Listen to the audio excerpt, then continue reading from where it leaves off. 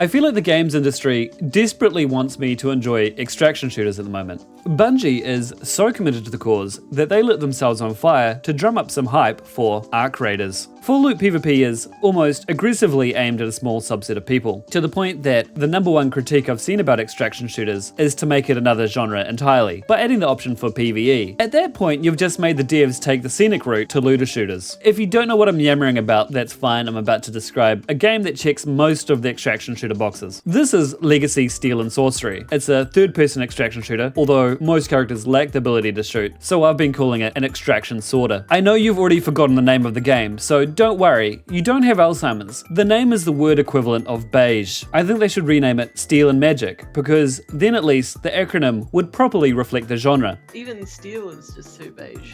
Well, I mean, it's beige and beige. They should have called it like Fight Me Slut. Fight me, slut!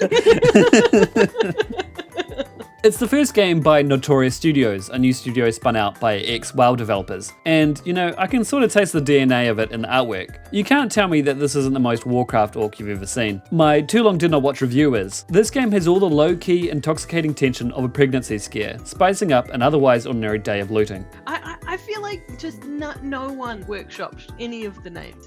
Even the game studio. Here's the loop. Pick a class to level up, drop into a densely packed zone of loot with a 30-minute timer. Grab what you need to upgrade your base and your build, complete missions, and get out via the one extraction point without getting killed for all your stuff. Jump back in again with better gear, improving your chances of survival, but ratcheting up the tension because dying means losing everything you have on, except a very small pocket of valuables. I think currently the game has a good level of PvPvE, and by that I mean hardly seeing anyone and good riddance. I play like the little rat I am, spending minimum time in the zone, which is about 8 minutes if you're beelining it. I picked Archer initially, and in my second match, I got into my first... See, I would play like a Wolverine leaping through.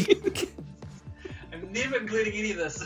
Why not? I picked Archer initially, and in my second match, I got into my first tussle, and first player kill, by making the enemy walk into my traps over and over again. Fights actually last a decent amount of time, and there's a lot of eyeing each other up, so you're not going to be just insta-dying to just someone who just appears out of nowhere. In my next match, I got downed like an idiot after getting hit 3 times by a mob right before the extraction point. Some random player found me and revived me, and we extracted together, which is perhaps the sweetest thing that has ever happened to me in a PvP game before. I don't know why they decided to add the ability to revive your opponents, but it's quite cute. Each class also seems to have their own movement tech. For example, after getting cornered in a castle ruins while fiddling with some little bones as a priest, I was able to glide away from all the repercussions, just like in real life. There's a social hub and deathmatch arena if you want to scrub up on your fighting. To enter higher tier maps, you're gated by the gear you have on. You can queue solo, duos, or mixed if you like the idea of getting gangbanged by some sweaty wizards. And meta progression is done by upgrading your base. And by base, I mean this pile of menus that processes your loot into other stuff. The city is another pile of menus where you can get yourself some gear or do crafting and upgrading. There aren't too many maps at the moment, but the devs have been busy since the game dropped into early access in February. I didn't actually expect myself to actually enjoy this game very much, but when given the chance, it's the game I've been gravitating to every night. So, I mean, I guess that's a recommend. My one big critique at the moment is that I wish I could muck around in the menus while queuing. Queuing is prime inventory dicking time.